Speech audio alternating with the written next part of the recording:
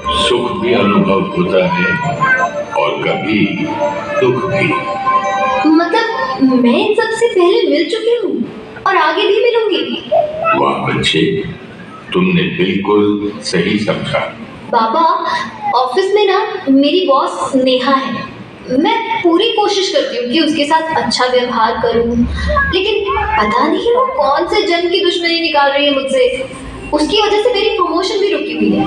बच्चे, सिर्फ व्यवहार कर्म नहीं होता। तुम्हारे संकल्प, बोल और व्यवहार तुम्हारे कर्म हैं। ओह, मतलब हर थॉट भी कर्म है।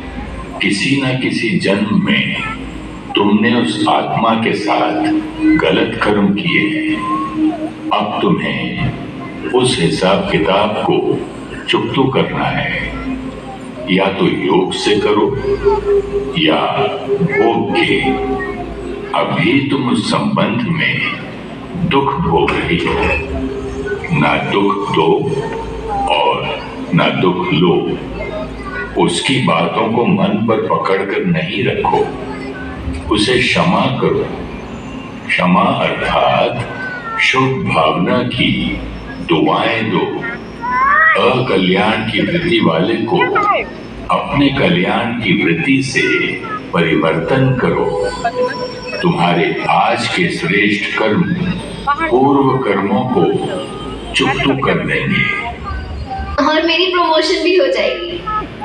बच्चे, अपने कर्मों पर सदा अटेंशन रखना। हर संकल्प शुभ हो, हर बोल सबको सुख दे, हर कर्म कल्याणकारी हो। क्योंकि मेरे कर्म ही मेरा भाग्य बनाते हैं। बाबा, मेरा भाग्य तो मेरे कर्मों से बनता है, ठीक है, लेकिन दुनिया में जो नेचुरल कैलामिटीज, युद्ध, ये सब जो हो रहा है, ये दुनिया तो आपने ही बनाई है ना? मीठे बच्चे, तुम अपने बच्चों को नई चीज देती हो, लेकिन धीरे धीरे तो वो पुरानी हो जाती है। ओह, तो ये दुख दर्द वाली पुरानी दुनिया है। तो बाबा, नई दुनिया कैसी थी? बच्चे, जैसे तुम्हारी दुनिया में सुबह, दोपहर, शाम, रात 24 घंटे का चक्र है। बसंत, गर्मी, पतझड़, सर्दी, 365 दिन का चक्र है। ऐसे ही तुम्हारी सृष्टि पर 5000 वर्ष का चक्र है। उसमें भी 4 युग होते हैं। सृष्टि की सुबह में तुम आत्मा अपनी संपूर्ण अवस्था में थी। दिव्यता, प्रेम, सुख, एकता, आनंद तुम्हारे संस्कार थे। तुम्हारा शरीर निरोगी कंचन काया और प्रकृति सतो प्रधान थी। एक धर्म, एक राज्य, एक भाषा थी। तुम महलों में रहते थे और पुष्पक विमान में बोलते थे। तुम संकल्पों से ही एक दूसरे की बात समझ लेते थे। संतान योग बल से, यानी संकल्पों की पवित्रता से होती थी। इस पहले युग को सतयुग कहते हैं। हेवन, जन्नत, पैराडाइज, हम सब इसको याद करते हैं, लेकिन लोग कहते हैं स्वर्ग ऊपर होता है। बच्चे, स्वर्ग ऊपर अर्थात सतयुग में आत्मा की स्थिति ऊंची होती है। नरक नीचे अर्थात कलयुग में आत्मा की स्थिति नीचे आ गई है।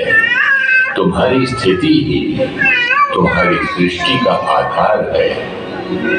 1250 वर्ष के बाद सृष्टि की दोपहर त्रेता युग शुरू होता है। हर आत्मा देवात्मा होती है। इतने समय से कर्म करते अनेक शरीर लेते हुए आत्मा की शक्ति घटने लगती है और 2500 वर्ष के बाद तुम्हारा तीसरा युग शुरू होता है। मतलब सृष्टि की शाम। प्रॉब्लम जरूर यहाँ से ही शुरू हुई होगी।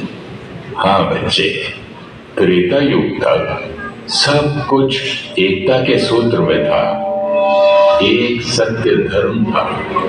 लेकिन द्वापर से द्वैत शुरू होता है, धर्म और अधर्म, सत्य और असत्य, सुख और दुख शुरू होता है। तुम्हारी सृष्टि की जनसंख्या बढ़ती जाती है। लेकिन आत्मा एक शरीर छोड़ दूसरा शरीर लेती है, तो फिर और आत्माएं कहाँ से आती हैं? मीठे बच्चे, तुम सब आत्माएं मेरे साथ परम धाम में रहती हो, जिसे तुम मुक्ति धाम परलोक भी कहती हो। अपने समय अनुसार तुम परम धाम से सृष्टि पर आती हो और कलयुग के अंत तक जन्म मरण के चक्र में रहती हो। साथ साथ परम धाम से निरंतर और आत्माएं सृष्टि पर आती रहती हैं। मतलब कुछ आत्माएं सतयुग में आएंगी, कुछ त्रेता में और कुछ द्वापर में।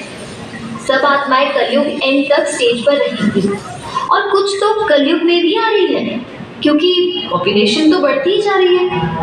हाँ बच्चे, द्वापर युग में तुम आत्मा हो, ये तुम भूलना शुरू करते हो।